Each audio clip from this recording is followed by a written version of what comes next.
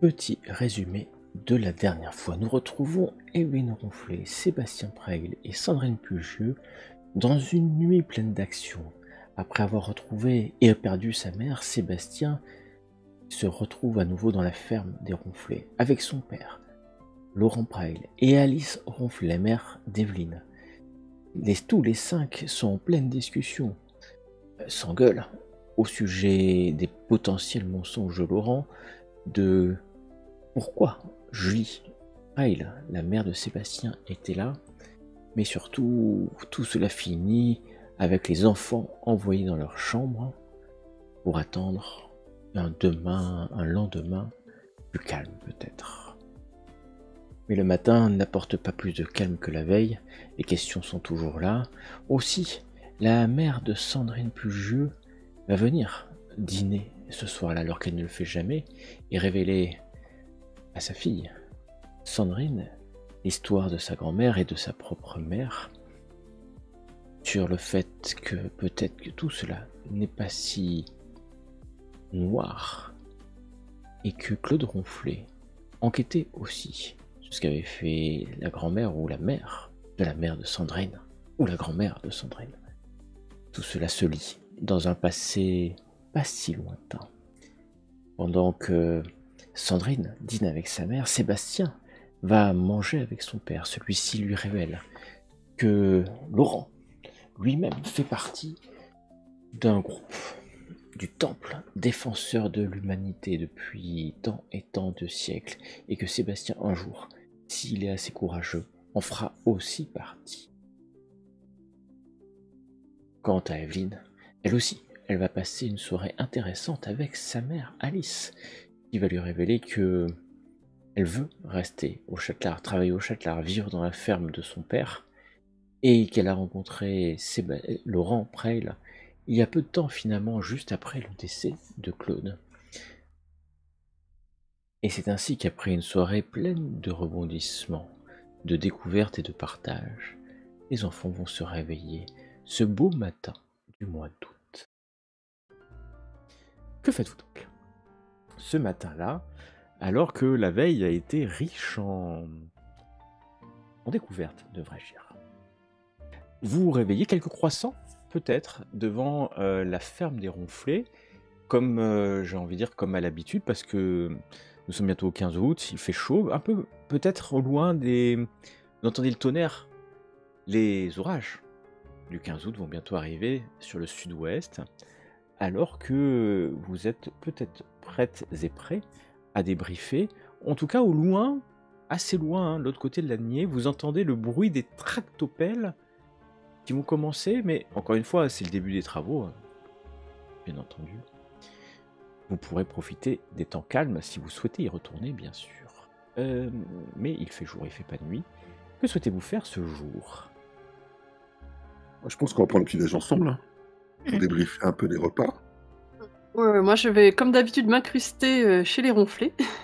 Ta mère est repartie au petit matin avoir passé la nuit en t'embrassant. C'est la première fois qu'elle fait tant preuve de tendresse, et j'irais même plus qu'elle va te dire une chose avant de partir. Elle va Oui. descendre de la voiture, alors qu'elle était montée, s'approcher de toi et puis te dire, bon, allez, après tout, si tu veux être veto, tu le seras. Pardon, j'ai pas entendu. Si tu veux être veto, tu le Oui. seras. Ah, mais tu sais, maman, je n'en ai jamais douté. On t'aidera, moi et ton père. Mais je te remercie.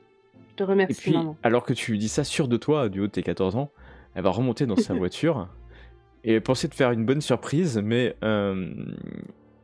c'est bien, c'est comme ça que tu rejoins pour manger. Il y a des pains au chocolat même ce matin-là, que Laurent allait chercher. Laurent et se met à côté de toi, Sébastien, et tu sens une certaine fierté, hein, en lui, tandis qu'il sourit de tout son sourire quand, si, un peu abîmé par les coups de l'avant-veille, à Alice qui vient, et elle aussi, Alice est tout sourire. Et d'ailleurs, les deux adolescents, vous avez vraiment l'impression d'être dans le couple parfait, tu vois. Oui, vraiment deux, hop, est-ce que tu veux un peu de café? Mais oui, bien sûr, ma chère. Je t'ai À la amené limite, des ça petits donne envie de croissants. vomir, quoi. Ouais. Mais bien sûr, mais tu es tellement aimable et je peux aller te chercher, si tu veux un peu de je peux faire un œuf au plat avec un peu de bacon. Ah mais ça serait vraiment charmant, Alice. Heu, vous vous isolez un peu, peut-être? Oui, on Mmh. s'isole, oui, on Oui, c'est s'isole. ça, ouais. Bon, moi je raconte, hein, l'histoire de ma grand-mère, qui est devenue folle, pour que l'on puisse faire le lien avec la maman de Sébastien. Donc je raconte, voilà, tout ce qui m'a été dit pendant le dîner de la veille, avec D'accord, Jacqueline et j'insiste sur ce point-là. OK. C'est une histoire assez dure, hein, quand même, Oui. Ah oui, moi j'ai beaucoup pleuré, hein. d'une femme qui a Et perdu la vie, hein. ta grand-mère devenue folle en présence, au contact d'un de ces bonhommes qui ressemblait aussi à un chevalier, Exactement, en un tout cas qui avait cette épée et elle m'a confirmé que c'était une épée qui était, recherchée par, ton grand-père Claude. Donc est-ce que c'était celle-là même? Il y a des chances que oui, hein, donc Mon père est en tout déjà au cas courant pour les ça a faits, l'air hein. d'être quelqu'un un peu comme, comme ton père, hein, Sébastien, un peu fada comme ton père là. Mais mon père a l'air d'être déjà au courant pour l'épée, hein. Ouais.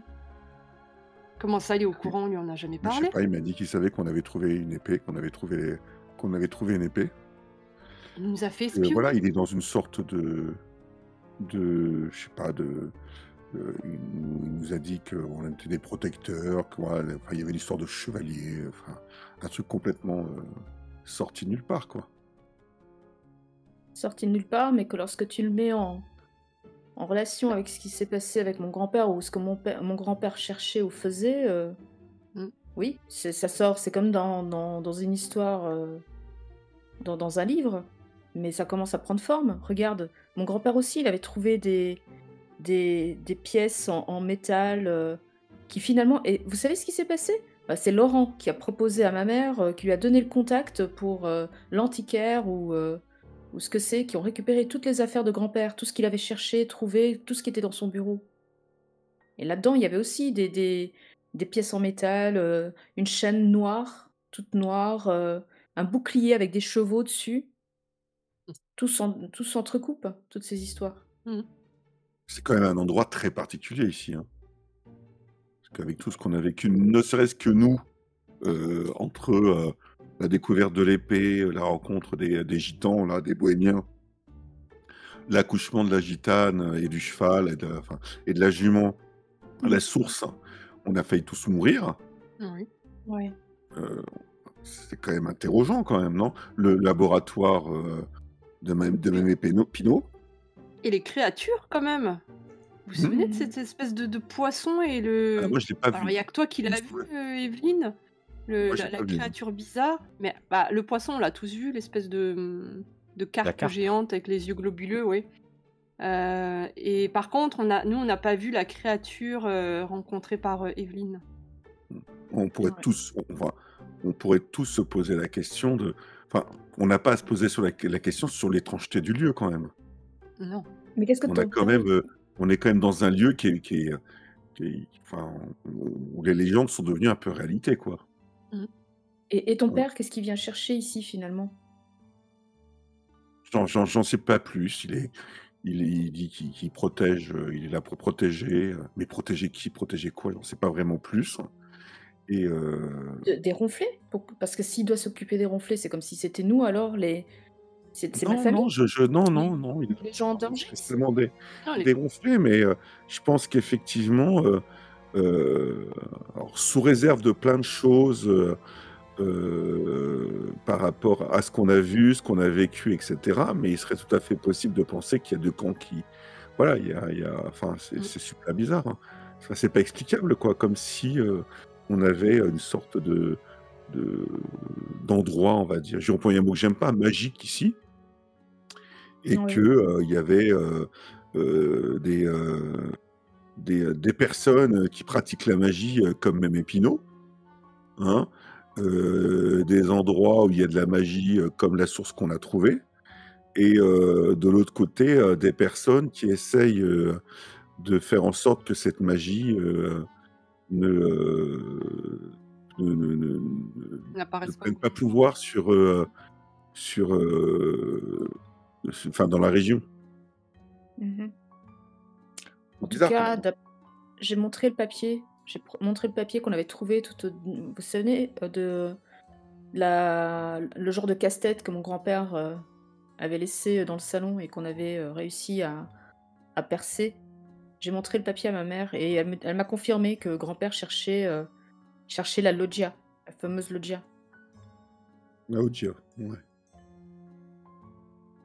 Elle On est sur s'était le dit, hein. camp des Bohémiens. Oui. Là, où Euh, maintenant, aujourd'hui, comme par hasard, ces gendarmes et le maire, etc., ils veulent creuser et tout détruire et tout fermer, tout bétonner pour leur truc de tennis, là. Pour aller regarder un petit coup d'œil là-bas pendant que les tractopelles sont pas encore mis en œuvre. Mais on en revient Ouais. toujours à se dire que de toute façon, on connaît pas la vérité, hein. Est-ce qu'on la connaîtra un jour? Je sais pas, hein. Et vous vous souvenez le poème de Chana? Elle disait que Saint-Émond avait été une terre d'accueil, qu'ils avaient été chassés du Châtelard et qu'ils étaient aussi persona non grata à la loggia, et que la sédentarité pousserait entraînerait comment elle avait tourné ça déjà? L'oubli, la perte de mémoire, je sais plus comment ça avait été tourné. Ça, Ah c'est bah, Et c'est vrai qu'il avait tout le temps des pertes de mémoire, Fraco. Je sais pas si vous vous et, souvenez, mais il m'a même oublié à un certain moment. Donc. ouais. Et maman m'a dit aussi que grand-père devenait... De temps en temps, il perdait la boule, lui aussi, qu'il oubliait un petit peu Et qu'il tout, et oubliait après des il choses, ouais. voilà. Et comme Mémé Pinot aussi, hein, qui a eu un trou de mémoire pendant 20 ans. En tout cas, il faut que je comprenne, hein. Moi Sébastien, Oui, ton père, je suis pas à l'aise, hein. Je suis pas à l'aise non, avec tout ça. non, je non. comprends. Il passe pour le gentil, mais en même temps, ses actions sont tellement étranges. Et finalement, il veut retrouver le trésor de la famille d'Evelyne. Donc, pour quelle raison, ça, il le dit pas? Quel est le danger de ces objets? Enfin, il t'en a, Ou il alors, t'en a parlé, c'est le Sébastien? contraire. Enfin, Ou alors, c'est le Et si- contraire. c'est-à-dire que ça serait des objets. Ça serait, enfin, je fais faire l'avocat du diable, hein, mais Mhm, mhm. imagine que il veut protéger les gens qu'on a découverts. Moi, j'ai quand même failli mourir, hein. Je sais pas si vous en Oui. rappelez, hein. Bah, Ouais. si. Hein, et imagine que ça en accès libre. Alors, Comme Mémé Pinot et son laboratoire, là, au sous-sol. Je Mhm. vous rappelle la lettre, hein, elle est quand même, elle dit que Mémé Pinot, c'est une sorte de vaisseau, hein. Imaginez que c'est le contraire, en fait. Que, en fait, ils agissent pour nous protéger Mhm. de quelque chose qu'on comprend pas. Oui. bah alors, il faut D'ailleurs, jouer le jeu. ouais. Alors, il Et, faut lui faire croire qu'on est de son côté pour qu'on ouais. comprenne voilà, qu'il faut que si ton père t'a donné les clés du secret, ou en tout cas une partie, il faut que tu ailles jusqu'au bout et que tu lui fasses confiance. En tout cas, lui faire au moins pour découvrir peut-être plus de choses. Je sais pas. Mais c'est voilà, on peut penser des deux côtés, hein. En tout cas, il semble pas connaître tous les objets. Tout ce qui est en auricalque, l'épée, etc., il connaît, mais par exemple, est-ce qu'il t'a donné des informations sur l'os gravé? Non, je lui ai montré, il Ouais, a rien donc, dit. ok, donc Il a dit que c'était gravé, il a pris une photo. parce Qui qu'il y a, est, il y a- ouais. il a Il quand a même, peut-être il s'est essayé quand de même voir des gens renseigné. qui s'y connaissent un peu plus, mais voilà, il a rien dit de spécial. Il n'avait pas Parce l'air que non plus, il avait pas l'air de me cacher quelque chose, quoi. Mhm. Parce qu'en tout Il a cas, l'eau ne coulait pas. Enfin, cet objet avait un effet sur l'eau. C'est-à-dire que l'eau passait et disparaissait derrière. on est bien Si d'accord, c'est vous quand vous même, souvenez, c'est pas, ouais. c'est quand même assez. C'est surnaturel même. Enfin, d'ailleurs, je commence à peine à le digérer là, à me le Non, mais réaliser. voilà, est-ce qu'on pourrait, voilà, est-ce que maintenant, vous connaissez la relation que j'ai avec mon père, je le protège pas forcément, mais effectivement, on peut aussi inverser ce qu'on est en train de dire, qu'il est en Oui. train de protéger quelque chose, quelqu'un, ou enfin, la société peut-être, ou l'humanité, comme il dit, de personnes qui savent gérer ce genre Mm. de magie, hein. Mais Evelyne, redis-nous, qu'as-tu vu exactement ce jour-là? Parce qu'avec Sébastien, on était dans les choux complètement. Tu es la seule à avoir vu cette espèce de créature. Oui, c'était une créature. Reparle-nous. On aurait dit un farfalet. C'est comme ça qu'on dit. Je sais pas, moi je connais pas. Voilà. Et il avait l'air hostile. En tout cas, il a failli nous tuer. Hein. Bah oui, puisque dès qu'on s'approchait de lui, on se sentait étouffé, comme si on prenait l'eau, comme si on était en train de se noyer. Et moi qui déteste l'eau, qui en ai peur, je peux vous dire que... Et c'est Alors après, bien vous avec pouvez ma... C'est bien avec ma Si le bague. MJ veut bien tu me l'as remettre fait. l'image... Ah, il est là. Voilà, je l'ai vu. Donc je comprends qu'en même temps que vous devisez, un peu sérieusement, vous allez jusqu'à ce champ qui est maintenant... Alors, il y a, encore une fois, hein, il n'y a pas grand monde, hein, c'est juste du terrassement. Mais il y a une pelleteuse, un tractopelle. Hein, comme on dit. Et vous voyez qu'il y a pas mal de gens autour hein, qui sont venus voir et ça parle. Hein. Il y a même les kings qui sont là et qui regardent les travaux parce que c'est vraiment... Et puis vous regardent avec un regard malicieux, mais il y a le maire qui est pas loin, qui est là, et puis il passe de groupe en groupe. Ah ouais, alors il y aura bientôt des tennis, on va faire une buvette. Et puis, ah bah oui, j'ai fait ça parce que comme ça, les Romanichels, ils pourront plus venir. Hein. Ah, bravo, monsieur le maire. Et puis d'un autre qui dit, monsieur le maire, c'est quand même beaucoup de dépenses. Hein. Déjà, les impôts locaux sont chers, la taxe d'habitation. Et puis entre les vieux qui rougnent. Mais il y a le couple qui a acheté la grange, là, qui est content et qui applaudit, monsieur le maire, bravo. Bravo, parce qu'un tennis, moi et mon mari, enfin, mon compagnon, on est tennisman. Donc, et donc, il y a pas mal de gens qui parlent. Et puis au bout d'un moment, effectivement, il n'y a pas grand chose à voir, les gens vont partir, il y a juste à voir des gens qui commencent à creuser pour faire une dalle de béton pour faire du truc de tennis, hein. C'est pas exceptionnel. Donc vous pouvez continuer à rester deviser gaiement ou moins gaiement en regardant ce qui est en train de se passer. Je comprends que vous attendez que les gens s'en aillent, la pause de midi, ou c'est ça? C'est ça. D'accord. Ok, vous avez pris votre détecteur de métal ou pas? Oui, bah oui. Très bien, Oui. vous avez pris votre détecteur. Il l'avait déjà pris une première fois, donc là aussi. Donc vous parlez de la créature qui a halluciné Evelyne, hein, on peut le dire. ça. Parce que il y a quelqu'un qui l'a vu, hein, pendant que vous vous tordiez vous au sol. Et puis à un moment donné, quand même, vous entendez le tractopelle s'arrête d'un coup. L'homme qui était dedans sort. Hé Jacques, Jacques. Vous regardez, vous êtes de l'autre côté de la rue, hein. Jacques, bordel, merde.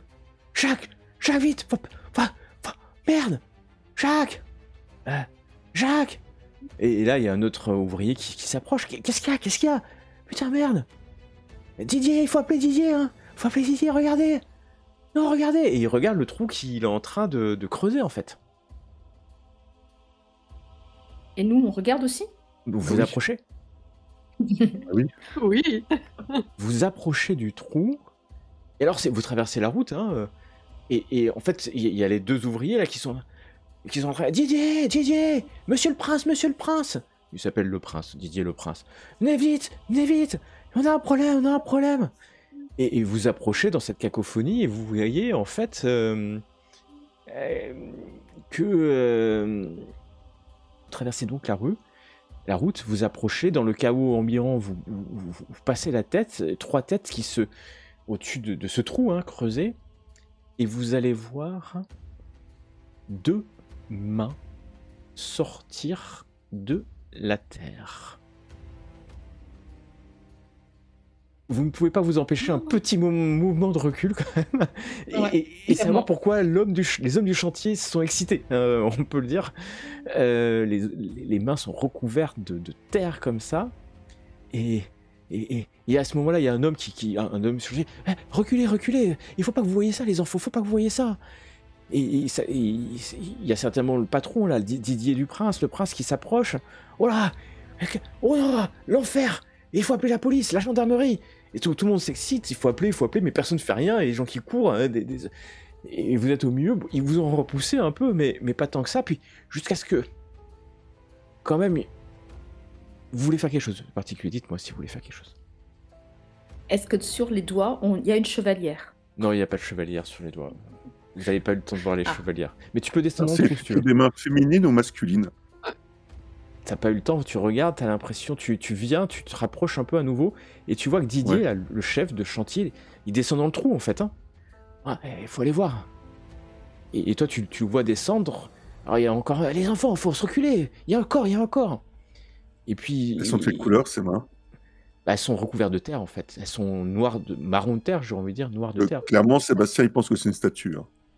Parce Il qu'il pense dit que c'est une que statue. dans la terre, elle n'a pas terminé depuis longtemps. Je pense que ça aurait, comment dire, enfin, ça aurait dépéri, quoi.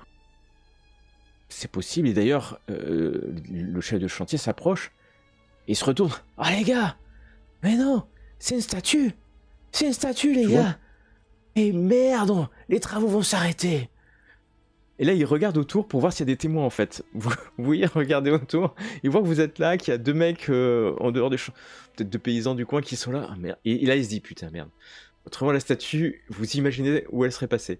Je sais que c'est la vérité. Hein. Moi, je vous raconterai des trucs après. Et bon, bah, faut appeler le maire. Et puis voilà, ça va s'exciter. Il y a de plus en plus, il y a le maire qui arrive un peu plus, voilà, un peu plus tard. Il y a le maire qui va se pointer. Et Guy Ponchard, hein.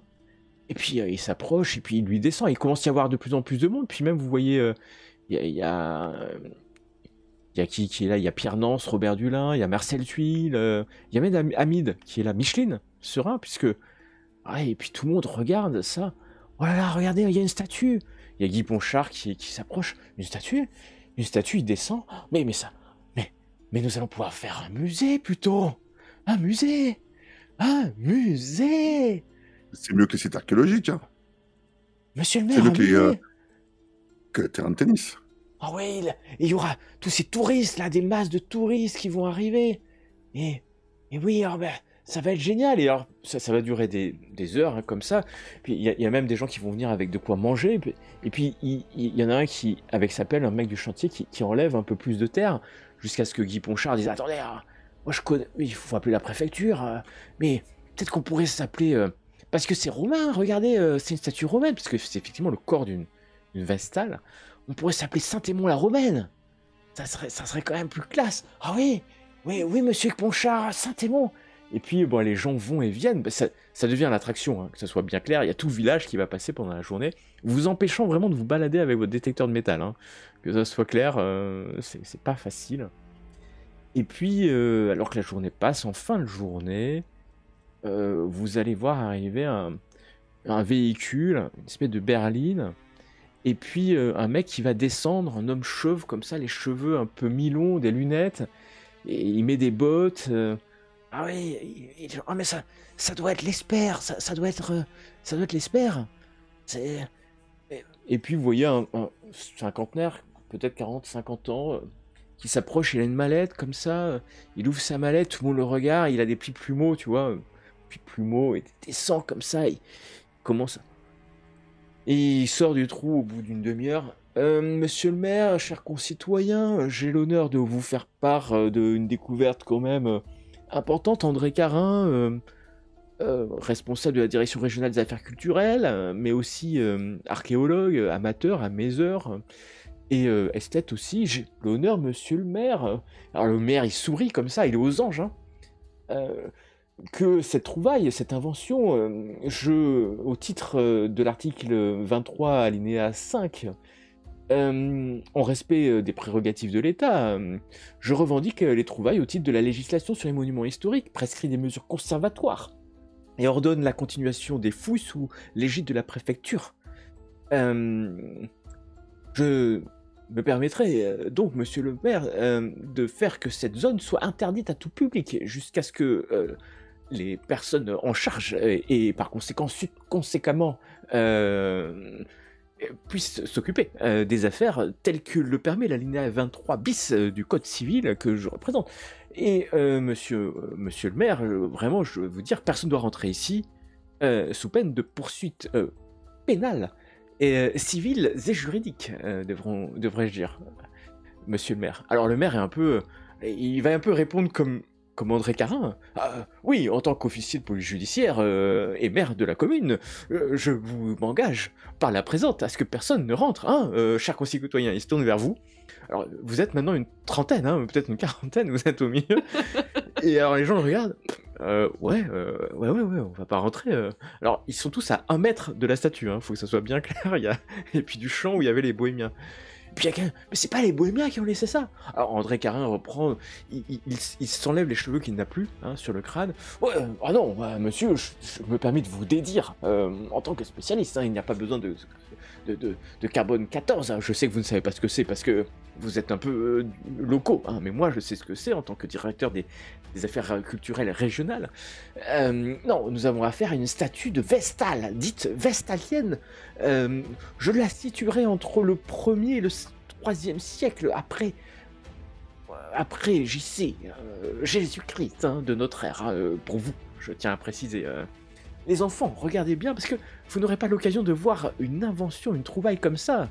Et alors il va continuer en sortant un truc, mais il va parler pendant une demi-heure avec le maire qui le regarde. Mais c'est rare. Ah, c'est une rareté. Oh, il y en a eu beaucoup en France, mais comme une statue ici, dans un village comme ça, oui, c'est rare, hein, quand même. Alors, je vais vous demander, monsieur le maire, de nommer des bénévoles pour qu'ils s'assurent de la sécurité nocturne, hein, parce que je connais... Ça va jaser dans les chaumières, comme on dit. Par chez vous, jaser dans les chaumières. Je suis bénévole. Hein. Je lève la main. Moi aussi. Alors, vous levez la main. Je suis bénévole. Alors, André Carin vous regarde. Monsieur le maire, des personnes majeures et responsables, pas des enfants. Hein. Il y a Marcel Tuile à côté, pompier aussi, qui s'approche. Bon, moi, je veux bien le garder, s'il est faux. Mais il n'y a pas de voleur, monsieur Carin, il n'y a pas de voleur ici, on est respectueux. Oh, mais c'est pas pour vous, hein, villageois. Mais vous savez que des antiquaires ou des brocanteurs malhonnêtes pourraient venir, maintenant que tout le monde est au courant et que ça va... Dans les chaumières, ça circule très vite. Hein. Moi, j'ai déjà eu le cas, je me rappelle, c'était en 1983, hein. Pas très loin de Bordeaux, j'ai eu le cas. Et en tant que directeur des affaires culturelles régionales, en charge, et de fait du fait que je viens quand même de prescrire des mesures conservatoires, je me dois de la sécurité. Bon, moi je rentre quand même hein, au Châtelard, monsieur le maire, donc en tant que responsable, hein, je vous le nomme responsable, mais ne vous inquiétez pas, d'ici peut-être demain, quelqu'un viendra. Et puis vous voyez, vous n'aviez pas vu, il y a Laurent et Alice qui sont là, parce qu'à un moment donné, tout le monde est au courant. Et alors, Laurent s'approche... Et puis, il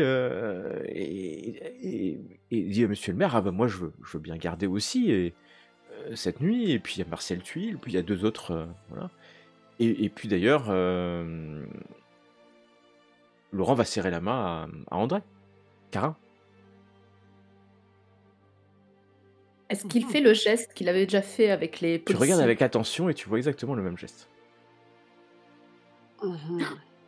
Là, je fais hop avec le coude contre Sandrine. T'as vu? Il Ouais, fait le même ouais. geste. Ah ouais. Ah, c'est encore... André Carin en tous profite en fait, Je veux récupérer les objets. C'est peut-être sûr. un peu surpris, André Carin un peu surpris, il s'arrête à quelques-uns, et puis il va jusqu'à sa voiture avec Laurent, et puis il semble discuter de tout et de rien, et puis jusqu'à la voiture où il discute encore quelques instants avec Laurent, avant de démarrer dans une berline moderne, hein, on est sur une voiture moderne des années 90, et partir. Alors que Guy Ponchard, oui, alors qu'en tant que maire de Saint-Émond, je me dois d'assurer la sécurité, donc j'ai nommé Marcel Tuile en charge de la sécurité du suite, avec monsieur Preil. Alors Laurent revient, oui, je peux m'en occuper, mais plutôt le dernier quart, hein, entre 7h et 9h du matin, oui, à peu près, si c'est possible. Et puis il y a quelques personnes, mais pas les enfants, hein, bien entendu. On peut venir avec lui. Et oui, tu peux venir avec lui. Ou pas, Oui. toi de voir. En tout cas, le soir tombe sur un Saint-Émond qui, semble-t-il... on ne parle que de ça. Faut que ce soit clair. Même Madeleine est venue. Et donc il y a ces statues, et puis ils ont creusé, hein, je vous ai dit, hein, ils ont continué un peu à creuser, donc toute la statue est, on va dire, nue. Pas jusqu'au pied, hein. Mais vous vous rendez compte qu'elle est un peu tombée. Enfin, c'est pas évident, parce qu'avec la terre, ça doit être une des crues de l'Anier qui a dû venir pousser la statue et la renverser, hein, légèrement, mais dans la boue. Et puis avec les crues, au bout d'un moment, ça a remonté jusqu'à ce que la villa soit complètement. Mais vous vous en doutez, puisque la loggia, vous l'avez dit. Vous savez, depuis déjà plusieurs jours, que ici. Mais peut-être avez-vous trop attendu. C'était découvert par quelqu'un d'autre. Qui sait? Qui sait? En tout cas, la nuit tombe. Laurent va en parler. Oh, quelle découverte! Et puis de temps en temps, Sébastien, il te regarde avec une moue d'entendement, tu vois. D'accord. Et Alice, elle aussi. Alors c'est fascinant, hein, que ce soit bien clair. On est en train de parler d'une statue romaine. Peut-être gallo-romaine d'ailleurs, parce qu'on parle de gallo-romain à ce moment-là.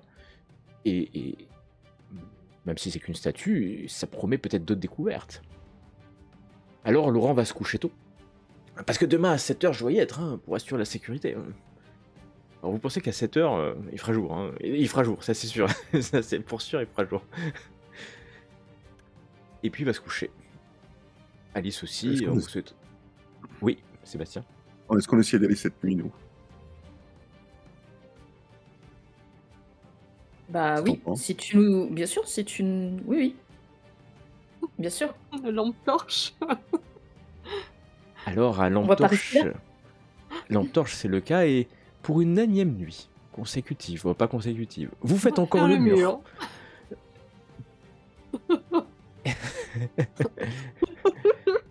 Et Sébastien, cette fois-ci, peut-être te doutant de quelque chose, tu peux pas t'empêcher de jeter un regard derrière toi et d'entrevoir le regard de ton père sur ton dos, sur vos dos. Vous voyez ce que vous vous enfoncez dans les buissons, non loin de là. Et oui, vous allez revenir à la statue. À cette heure-ci, c'est Marcel qui est là, mais Marcel s'est mis dans un coin, et vous voyez que il somnole légèrement, pour ne pas dire que très vite il va s'endormir. La zone est grande, hein, mais Marcel, que vous connaissez bien, va se mettre pas très... Bon, c'est pas juste à côté du trou, mais contre un arbre, et puis il va s'endormir paisiblement, en fait, hein, tranquillement, alors qu'il fait nuit, il est 23h, 23h30, et que vous êtes assez loin de la rue, hein, parce que la route, rappelez-vous, elle est au-dessus, hein, où il y avait le parking, et donc vous êtes vraiment dans la nuit noire. S'il y a des perséides dans cette période de l'année, des étoiles, et puis de temps en temps quelques peut-être météorites qui passent, illuminant le champ devant vous.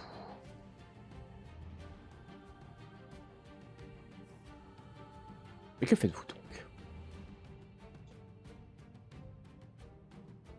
Je pense qu'on n'allume pas notre lampe électrique, on essaie que nos yeux s'habituent déjà à la pénombre. Il y a suffisamment On va regarder. d'étoiles, hein, et de lumière pour que vous habituez. Le trou est un peu plus grand parce qu'il a été un peu plus escavé, hein, pour libérer un peu de la statue. On va essayer de voir la statue de plus près. Vous voir descendez si on dans le trouve autre trou. chose. Il y a des cailloux, il y a de la boue, mais il n'y a pas trop d'eau, hein, parce que c'est encore très sec. Vous êtes auprès de la statue, une magnifique vestale, qui est un peu, vous voyez, elle est un peu tordue par rapport à l'angle droit, en fait, dans lequel elle devrait être. Et puis, il y a une inscription, peut-être. Oui, c'est ça que je voulais chercher. Est-ce qu'il y a une inscription? Ouais, il y a une petite inscription, mais c'est pas évident. Tu grattes, peut-être avec un chiffon. Pomona.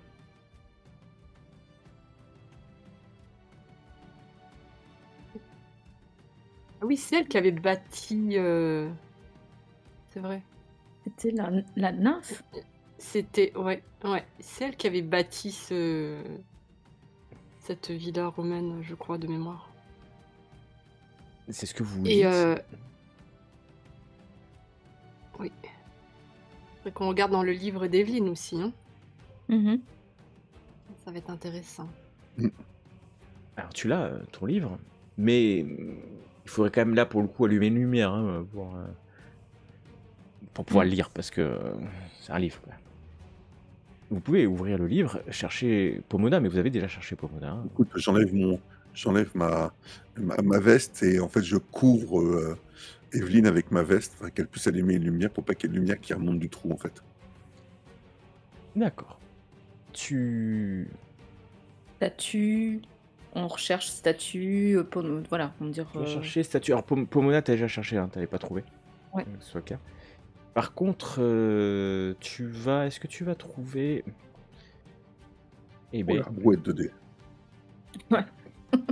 pour un succès. Est-ce que tu veux forcer ou non? Oui. Ça sera un succès en plus. De coup, tu avais 2 succès. Alors que tu regardes le livre, tu vas pas trouver quelque chose sur les...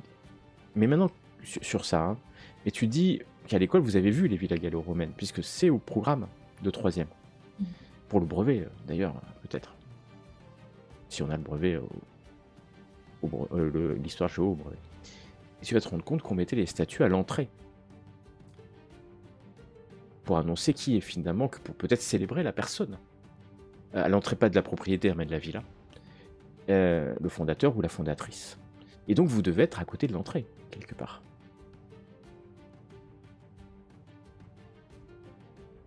Moi, je Très partage proche. ça avec Sébastien et Sandrine. Et pour ces 2 succès, tu regardes un peu l'ânier, tu dis que la statue était un peu poussée, il faudrait peut-être creuser à main droite. Parce que ça peut être pas vers c'est pas vers l'ânier. Donc creuser un peu à main droite, plutôt vers le sol, mais pas complètement profond, mais plutôt en diagonale, pour trouver une entrée. Est-ce que les autres ont laissé quand même une pelle ou quoi Ah bah oui, alors là, exact ce que je vais te dire. En plus, Les mecs, ils ont laissé ça en plan. Donc juste à côté, bah il y a voilà. une pelle, une pioche, il y a Ok. tout ce que vous voulez. Et puis vous entendez pas, mais vous imaginez Marcel qui ronfle. comme un bienheureux, quoi. Alors, vous vous dites quand même que si vous soulevez la statue, il va l'entendre. Hein. Oui. On va creuser un peu à côté, quoi. Oui, voilà. Vous commencez à creuser. Ouais. C'est fatigant. 1 heure, 2 heures, vous buvez de temps en temps à la gourde. Il doit être 3 heures du matin quand... Sandrine, c'est à toi de piocher. Vous commencez à avoir des ampoules hein, sur vos mains, vous n'avez pas l'habitude. Ils n'ont pas laissé de gants. Et bam, la pioche passe dans un espace libre. Et tu sens une volute d'air. Tu sais, très, très moite, très, très rance, Ici. très musqué en fait. Par ici. On y est. Tu pousses encore, la terre tombe à l'intérieur.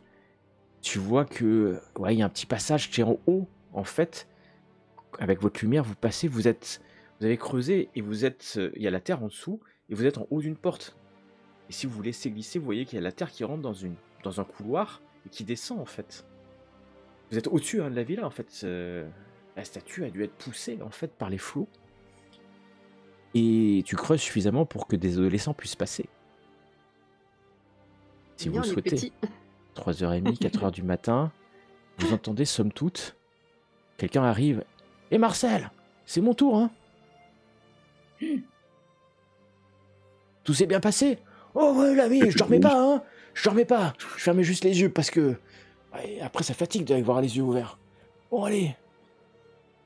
Allez, Jeannot, tu t'endors pas, hein, parce que le maire sera pas content. Il est bien ton arbre, là. Ouais, bon, bah, je me pose là. Et puis vous entendez Marcel partir. À peu près un quart d'heure après... ça, à peu près, hein, quelque chose comme ça. Jeannot, vous pensez que c'est... tu connais, toi, Sandrine, quelqu'un que tu connais, c'est un paysan du coin, qui est pas vaillant, mais bon, qui fait le job, certainement. Vous rentrez? Bah oui. Oui. Vous rentrez, M'étonne. On est à peine curieux. vous descendez comme ça, et puis vous arrivez dans un couloir. C'est exactement, Evelyne, comme tu as vu dans tes cours, en fait. Des colonnes, mais tout est abîmé, hein, tout est abîmé. Et puis vous avancez, en face il y a de la terre, il y a certainement le patio, hein, ce qu'on appelait le patio central, mais qui est recouvert de boue, il y a plein de boue dedans. Et donc vous êtes obligé de prendre un couloir, une salle à droite, à gauche, peut-être des anciens lits, mais tout ça est très abîmé en fait. Mais vous êtes dans une villa gallo-romaine. Hein. Des mosaïques au sol, jusqu'à ce qu'une chambre, un lit conservé peut-être par l'humidité, par le temps, ici, un lit romain, une cruche cassée au sol, mais un peu plus loin, une salle, une espèce d'hôtel en fait. C'est bizarre cette salle. Surtout que cette salle brille. Elle, comme si quelqu'un avait mis une lumière dedans quand vous approchez, mais non, ça semble venir de ces mosaïques en fait. Devant vous, une grande mosaïque, faisant quasiment toute la pièce. Et puis, une ancienne fontaine au milieu. La fontaine ne fonctionne plus, bien entendu. En plomb peut-être. Vous êtes dans cette salle et surtout une mosaïque. Une mosaïque gigantesque devant vous. Qu'est-ce qu'elle Ouais. représente? Vous avez l'impression... Vous voyez d'ailleurs au sol des rouleaux de papyrus qui tombent en miettes. Hein. Et puis vous voyez touche à dans rien, un hein. autre... Pardon, On touche à rien. Hein. d'accord. Tout est rouillé, hein, si c'est métallique. À gauche de cette mosaïque, vous voyez des espèces de flammes, des gouttes d'eau, des rayons de lune,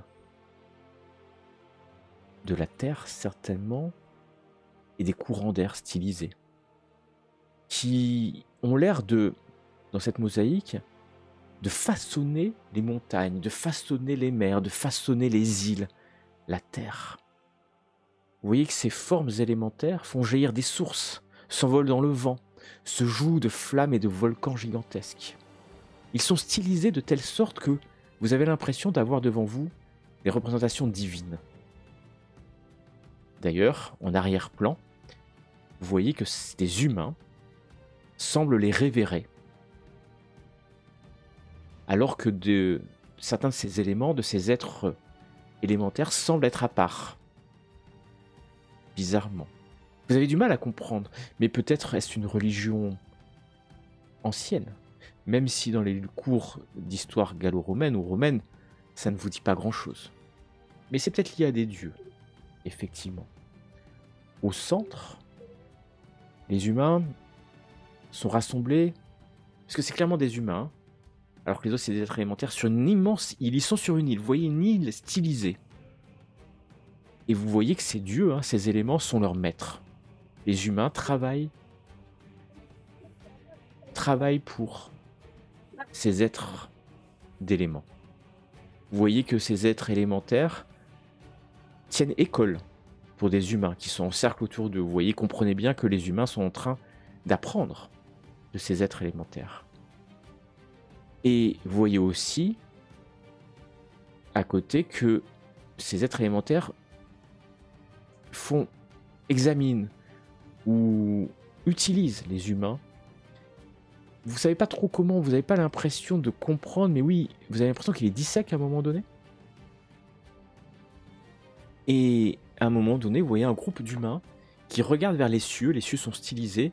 Vous voyez toutes les planètes du système solaire, vous les connaissez, vous les voyez, hein, vous les reconnaissez, et vous voyez qu'ils se tendent vers Saturne. Et qu'ils semblent prier Saturne. À droite, c'est l'enfer. Vous voyez une météorite qui tombe sur l'île. Et en fait, c'est une mosaïque, c'est comme une histoire. Hein. C'est pour ça que c'est gigantesque. Et cette météorite tombe sur l'île, et vous voyez les êtres élémentaires qui, maintenant, sont stylisés dans les humains. Ils sont dans les humains. Vous voyez des formes humanoïdes, et les êtres élémentaires, en part humain, sont dans les humains. Et vous voyez des bateaux qui quittent l'île, avec des humains, mais qui sont sans forme élémentaire dans leur corps, et qui fuient en fait l'île, et la mosaïque raconte qu'ils fondent des villes. Et un peu plus loin, vous voyez certains humains qui sont en train de fondre des lames avec des morceaux de la météorite.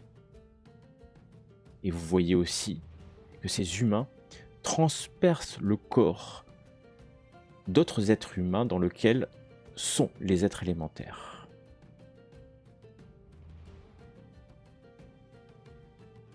Et vous voyez que des humains aident ces êtres élémentaires qui sont dans des humains maintenant à s'enfuir vers ce qui est stylisé comme des pyramides égyptiennes.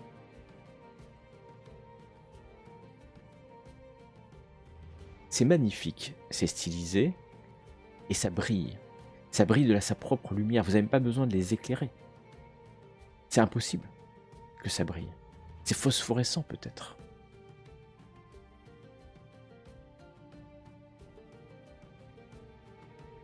Je vais vous demander... 2 succès. À un moment donné, vous regardez, vous prenez le temps, ça va vous prendre beaucoup de temps de regarder. D'ailleurs, vous regardez vos montres de temps en temps, et le temps va passer, et le soleil se lève tôt en plein été. Et Sandrine, à un moment donné, tu peux pas t'empêcher de voir une pierre. Alors c'est pas au milieu, mais assez en hauteur en fait. Il y a une pierre. Et au-dessus, la pierre, imagine une pierre, et elle est légèrement érodée au milieu. Donc une espèce d'un bloc de pierre légèrement érodé. Et juste au-dessus, tu vois une goutte. Et ça te dit quelque chose. Une quoi? J'ai pas entendu, excuse-moi. Une goutte d'eau. Une goutte. Et tu te rappelles d'une expression latine. Ah C'est- oui, c'est inscrite sur le bord au niveau de la source que c'est par la, je sais plus, c'est par la régularité que, c'est pas par la force, mais c'est par la régularité, quelque chose comme ça, que l'eau réussit à, je sais pas, percer la pierre ou un truc comme ça, non? Gutta cavat lapidem, non vi sed saepe cadendo. La goutte fait un trou dans la pierre, pas par oui, voilà. force, mais en tombant souvent. Signé Pomona. Ouais, c'était l'idée, quoi. Tu te rappelles de ça? Et tu vois, d'ailleurs, c'est bizarre, cette pierre un peu en hauteur, avec la goutte jusqu'au-dessus.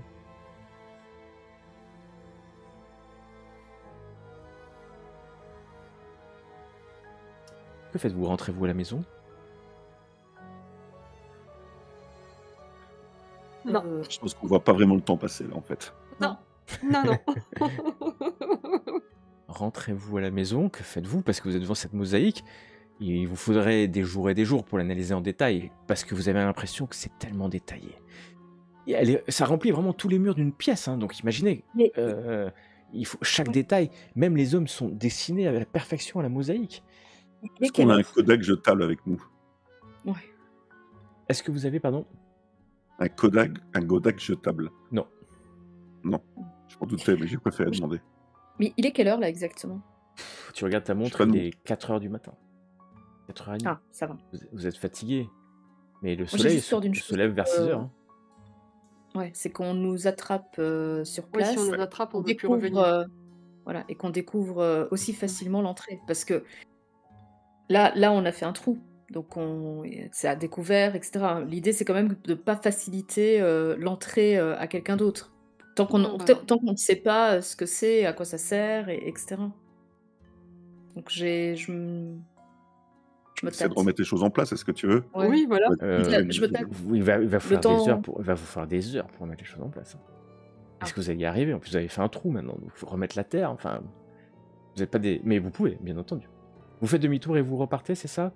Vous laissez la salle à la mosaïque.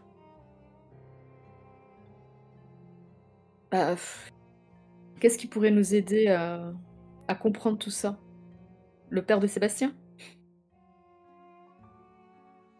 C'est les chercher cet Et Alors. tu rouvres, je comprends, la loggia, parce qu'il y a un truc qui te tarabusque. Et vraiment, tu fatigues. Tu fatigues. Est-ce que tu veux encore plus se fatiguer ou pas? Force. Oh, 2 succès. L'eau, C'est pas le moment de flancher. gutta cavat lapidem, non vi sed saepe cadendo, Pomona. Tu te rappelles un article dans la loggia sur la force de l'eau. Et en fait, c'est un article qui commence en latin avec, maintenant tu le chopes avec la même phrase gutta cavat lapidem, non vi sed saepe. Et en fait, ça parle de la puissance des forces hydrauliques. Alors sur le coup, tu n'en avais pas parlé, et c'est un article qui explique comment en fait, avec la puissance hydraulique, on est capable de faire bouger des lourdes charges. Et que la technologie moderne de la fin du 19e siècle utilisait la force hydraulique, vapeur, mais aussi la force hydraulique pour faire, en mettant une pression sur un liquide. Le savant explique que un liquide ne se comprime jamais. Donc si tu mets un liquide dans un tube et que tu presses, ça fera bouger le piston de l'autre côté. Et que tu peux même démultiplier la puissance avec le diamètre du tube. Et donc tu dis, mais en fait, ça parle de mécanique, des fluides et de puissance hydraulique. Et voilà ce que tu en trouves, en fait. Si tu te rappelles de cet article, tu reviens et tu demandes bien pourquoi. Et puis là, à 1,50 m du sol, à peu près 2 mètres, il y a cette pierre rongée par une goutte, en fait. Bah, si on faisait couler quelques gouttes d'eau dessus avec la gourde. Oui. Tu prends ta Faire gourde déclencher quelque régulière. chose. et au moment où une goutte tombe, tu vois que la goutte semble aspirée par la goutte. Ça coule vers la pierre. Le mur s'efface devant vous. Pas un bruit. Vous êtes presque surpris par l'ouverture d'une porte juste devant vous. L'ombre totale. Votre lampe illumine un couloir qui s'enfonce. Le mur s'est ouvert, mais sans un bruit.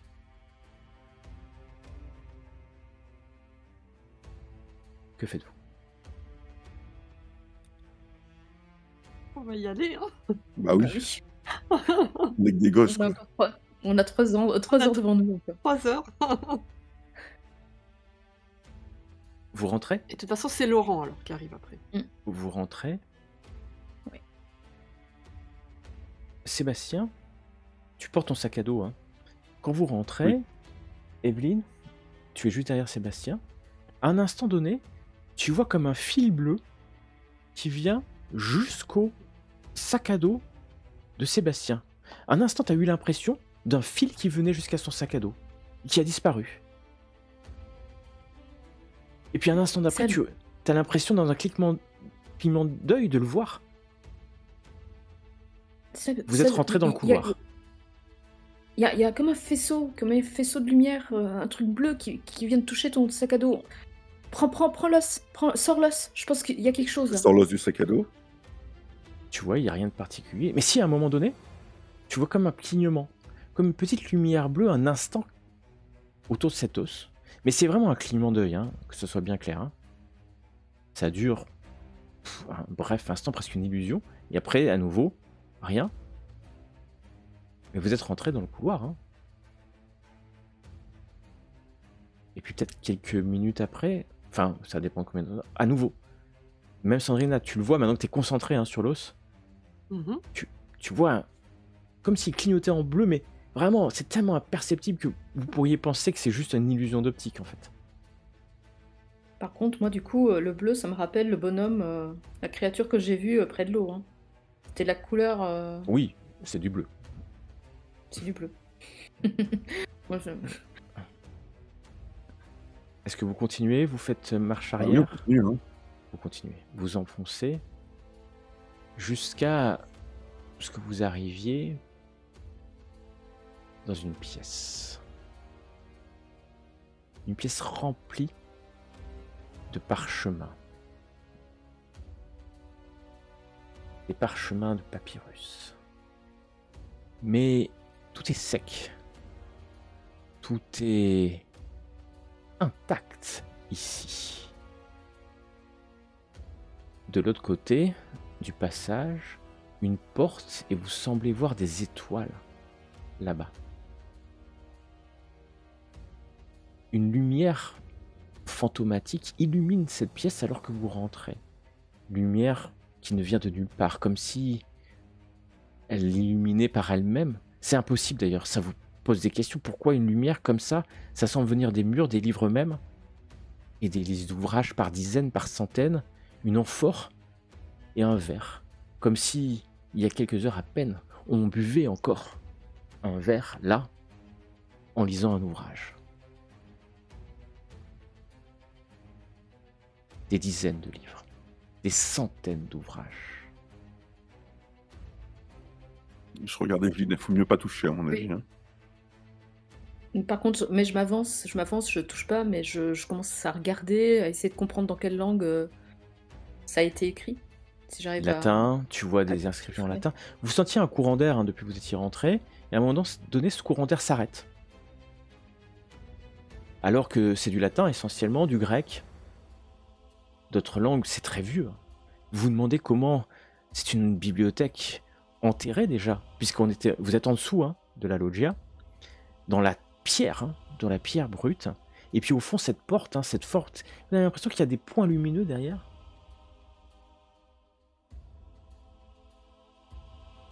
Bah, Vous je avancez oui. encore, des livres, Sandrine, des livres par dizaines, Sébastien, des livres.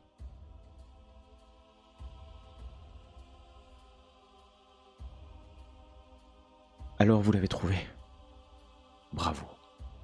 La suite, la prochaine fois.